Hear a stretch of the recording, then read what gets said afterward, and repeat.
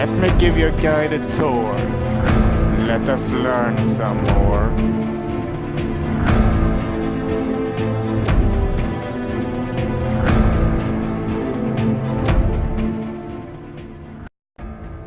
Welcome to my channel and the Amastorian. Today I'm gonna talk to you about Viking medicine. So let's get to it. It would probably have been a fairly common occupation to be a doctor, although it was usually a woman's job, as it was fairly common with both injuries and diseases. The occupation as doctor would have been fairly common.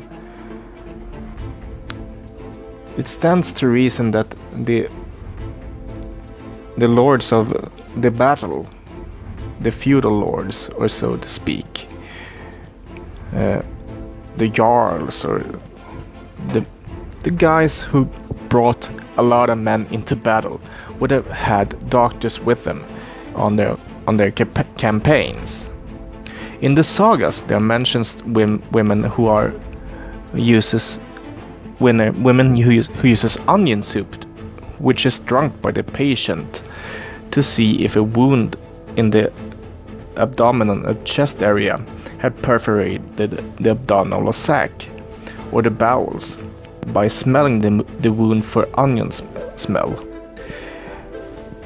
She is described to even cut up festering wounds and boiling water to dress wounds.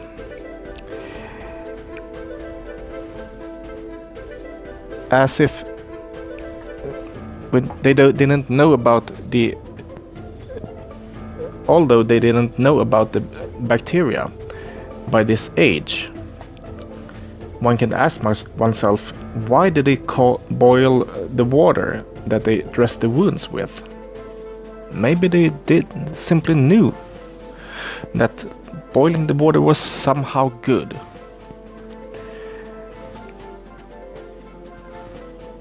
One theory is that one could simply have seen that it was better to clean the wound with boiled water, and that the frequency of one making it with boiled water was higher than if a person was taught by a doctor that did that. This would have probably been a form of knowledge that would have been passed on. Further, tar or pitch could be used as an antiseptic, which was fairly common in the society, and could have functioned to dress wounds with. By more severe wounds, the wound would have been burned, carterated, to stop the bleeding. And another effect would have been that it would have cleaned the wound from bacteria at the same time. Splintering of bone breakings would have been very common. In another case of Magnus the Good, he had no doctors with his army, but selected 12 warriors with exceptionally warm and smooth hands were chosen to take care of the wounded. In this time it was accepted that certain people had healing hands. Or maybe more probable, they had the least battle experience or weapons training. Herbology would have been fairly common. I'm gonna address a few of the most common herbs they used. The first one was Angelica, a plant that was used heavily under the Viking Age. The farmers was even obliged to grow Angelica. In Gutatingslagen there is said what kind of punishment one gets for treading in another one's Angelica garden. In folklore it was used for almost anything. Modern medicine has shown us that there are some reason for it. Angelica contains angelicine, which are stimulating on the stomach. Furamacarine, which are an anxiety dampener. The root is also an accelerant for the kidneys. Angelica is also bacteria, is also an antiseptic, which would have made it fairly common in wound dressings.